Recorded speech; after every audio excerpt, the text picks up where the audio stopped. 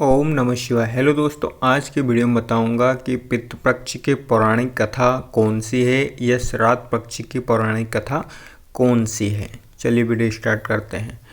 पितृपक्ष की पौराणिक कथा के अनुसार जोगे तथा भोगे दो भाई थे। दोनों अलग अलग रहते थे।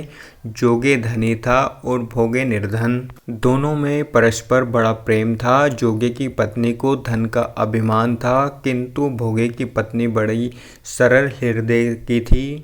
पितृपक्ष आने पर जोगे की पत्नी ने उससे पितरों का श्राद्ध करने के लिए कहा, तो जोगे इसे व्यर्थ का कार्य समझकर टालने की चेष्टा करने लगा, किंतु उसकी पत्नी समझती थी कि यदि ऐसा नहीं करेंगे तो लोग बातें बनाएंगे।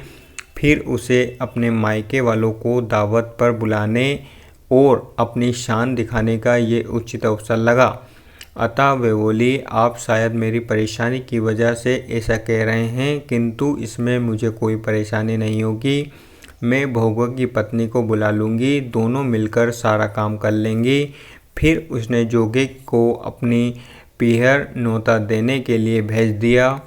दूसरे दिन उसके बुलाने पर भोगे की पत्नी सुबह सवेरे आकर काम में जुट गई। उसने रसोई तैयार की, अनेक पकवान बनाए, फिर सभी काम निपटाकर अपने घर आ गई। आखिर उसे भी तो पितरों का श्राद्ध तर्पण करना था।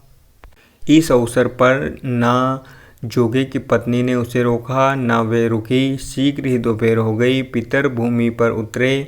जोगे भोगे के पितर पहले जोगे के यहाँ गए तो क्या देखते हैं कि उसके ससुराल वाले वहाँ भोजन पर जुटे हुए हैं। निराश होकर वे भोगे के यहाँ गए। वहाँ क्या था, मात्र पितरों के नाम पर अग्यारी दे दी गई थी। पितरों ने उसकी राख चाटी और भूखे ही नदी के तट पर जा पहुँचे। थोड़ी देर में सारे पितर इकट्ठे हो गए और अपने अपने यहाँ के श्राद्ध की बड़ाई करने लगे।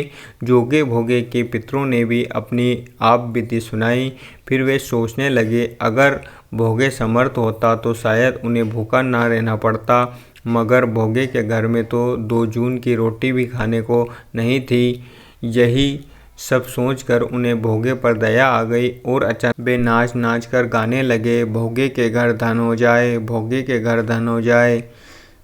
सांझ होने को हुई। भोगे के बच्चों को कुछ भी खाने को नहीं मिला था। उन्होंने माँ से कहा, भूख लगी है। तब उसने टालने की गरज से भोगे की पत्नी ने कहा, जाओ आंगन में होदी औंधी रखी है, उसे जाकर खोल लो और कुछ मिले तो बांट कर खा लेना। बच्चे वहां पहुंचे तो क्या देखते हैं कि होदी मोहरों से भरी पड़ी है।